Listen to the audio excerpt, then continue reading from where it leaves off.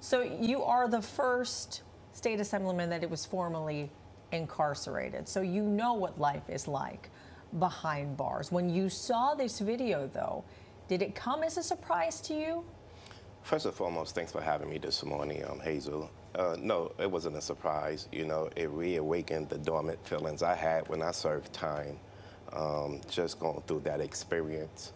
But what I seen on footage, it was just horrific.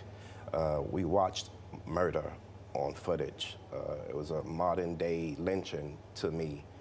And just to see Robert Brooks' reaction on that table, helpless, defenseless.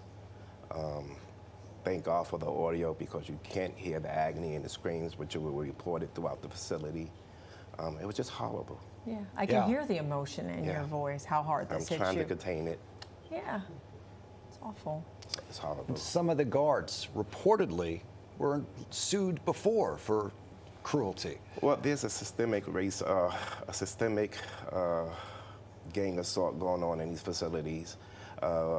Assemblymember Damon Meeks and I, we toured Mohawk and Marcy right after the event, and we found out a lot within those two facilities alone. There's a widespread of brutality in those both facilities, and it's why I'm calling for the closure. We have a unit there specifically that beats on incarcerated individuals. They call themselves the hit squad, and 5 of the officers that you've seen in the footage are part of the hit squads. So the incarcerated individuals in Mohawk and Marcy knows, hey, let's avoid this squad right here, if you know what's good for you. Oh my, so they're known.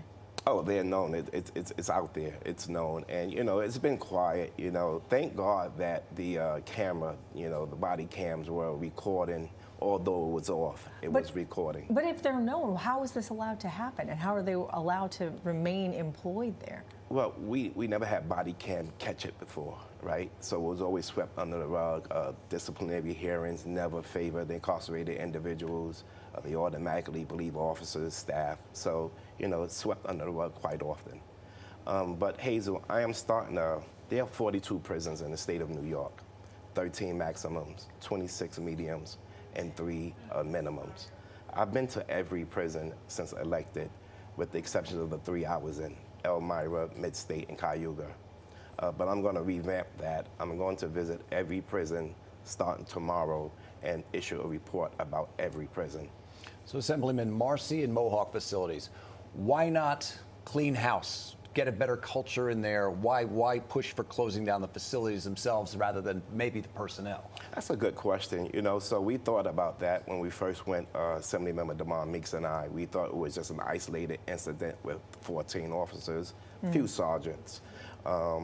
Before we seen the footage, we just thought it was just isolated incident. And then when we went into Marcy and into Mohawk and we talked to incarcerated individuals and staffers who were afraid to talk, we found out it's widespread.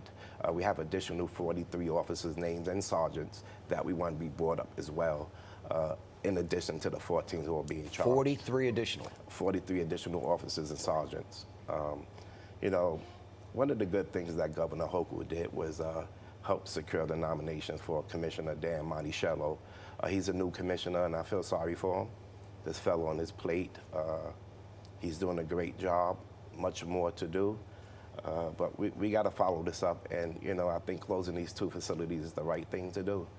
It's written with officers who systematically abuse incarcerated individuals. I mean, the Oneida Correction Facilities, they're now enforcing that these cameras be on and working anytime there's this type of interaction. Do you think that that's enough? No, it's not enough. And if you look at some of the footages from Officer Mitchell and the 3 other officers, you look at their body cams, you know, they knew that at one point or another, the camera was on. So you see a sergeant come and turn it off. You know, you hide it, you know. Who are you going to believe, an incarcerated individual or an officer or a lieutenant or a superintendent? You know, when you file these charges on incarcerated individuals, they have no help, you know, so we kind of side with the system. What else could be done, though, to safeguard? Because do you feel like anything would be foolproof? Body cams is a big start. Okay. You know, again, you know, we have documented abuse in these systems. Let's talk about Corey Rise from one of the exonerated fives. Reuben Wills, he was incarcerated at Marcy for about 7 years, abused 3 times. Now one of the biggest political consultants in the city. Yeah. It's documented. We just need change. Had you ever witnessed anything like that? I've witnessed and experienced it. You know, You did experience it while you were inside? Yes, right in that whole corridor, in that hub, the Oneida hub. So in the Oneida hub, you have Marcy, Mid-State, and you have Mohawk. When I was transferred from a maximum facility, Elmira, to Mid-State, that's where I experienced abuse by an officer. And did you report it? Was it documented? I reported it. And what had happened? Just swept it away.